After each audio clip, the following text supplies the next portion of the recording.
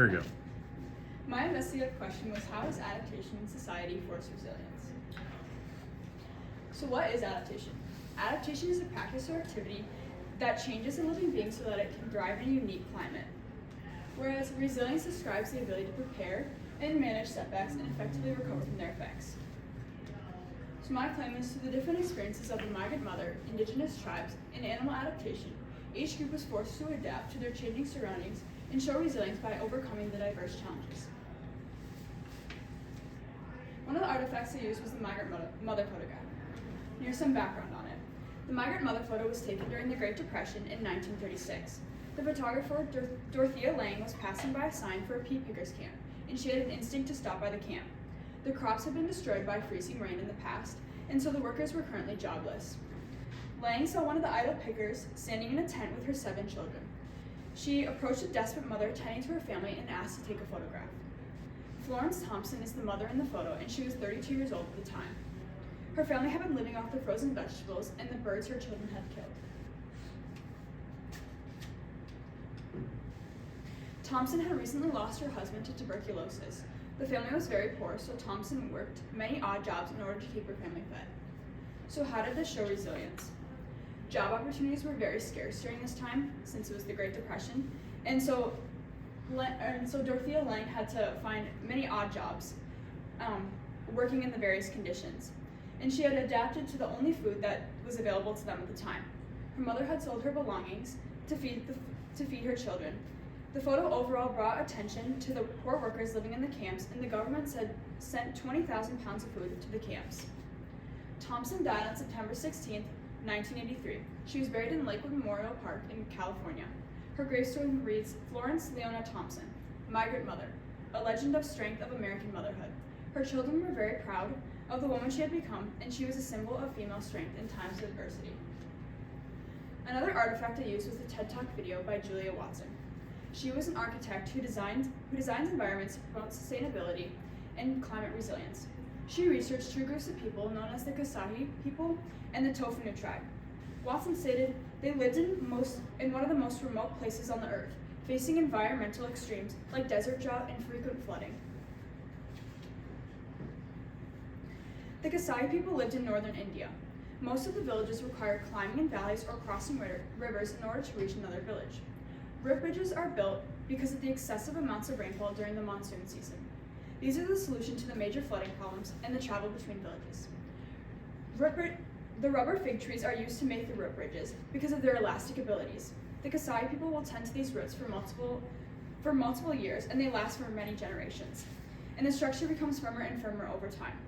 Rope bridges take around 50 years to grow, but last for centuries, and there have been 75 created within the last 1,500 years.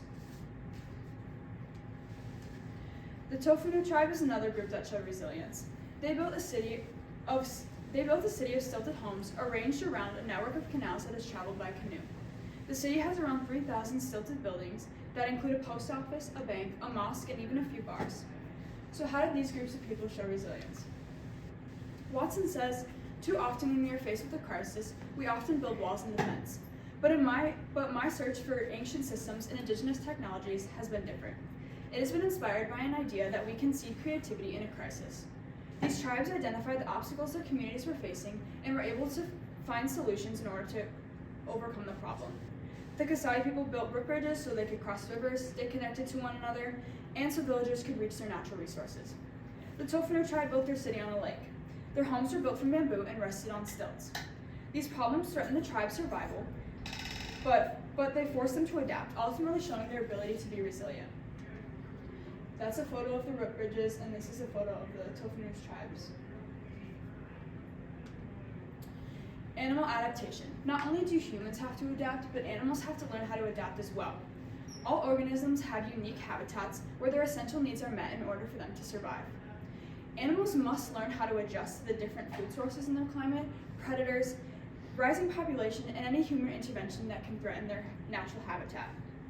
Wild animals are only able to live in habitats that they have adapted to and where they have enough space to roam around in. Camouflage is one of the best ways an animal can adapt to a new environment.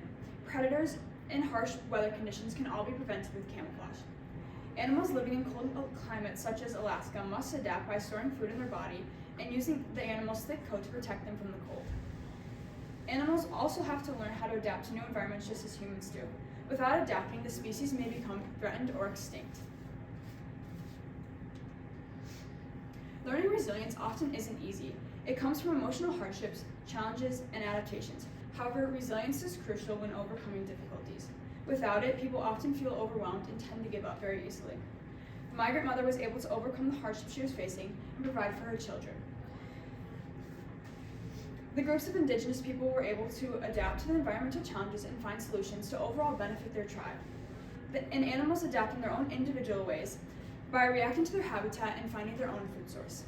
Each of these groups has encountered traumatic and sudden challenges, but by learning resilience, the hardship was able to be overcome. Major challenges and problems became effective solutions when individuals learn to adapt and become resilient.